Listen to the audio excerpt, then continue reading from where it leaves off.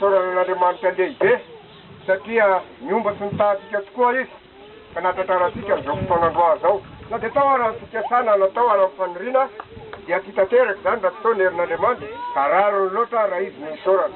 Manaraka izany dia mahita an'izao vahiny sy ray aman-dreny tonga eto zao sika.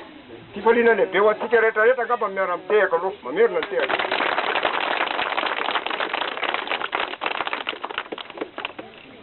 Ilako ty fa tonga dia ataoko amin'ny teny malagasy tompoko lahy sy tompoko vavy. Voninahitra lehibe ho anay fokotany eto Dina no mandray anareo vahiny avy lavitra avy any ampitan-dranomasina izay tonga miaraka amin'Andriamantoa be ny tanàna kominy Botinamena sy ireo mpiara-miasa aminy tonga ametaka zany atao tena fahasoavana lehibe ho an'ny fokotanina ny Dina izany izay miaraka amin'Andriamantoa be ny tanàna sy ireo mpiara-miasa aminy. Tsy hainy mivoaka eto amin'ny fokotanina ny Dina tompoko lahy sy tompoko vavy mitsakafitaka tsakatelina fa zava-dehibe ary tena zava-dehibe. Raha vola maty no omenareo ireny vola ireny mety ho laly.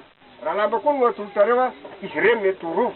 Fa kosa le zavatra ho atolotrareo amin'ny fokotanina ny Dina dia zavatra maharitra sy ateza mandrakizay ho an'ny taranaka fara-mandimbonay.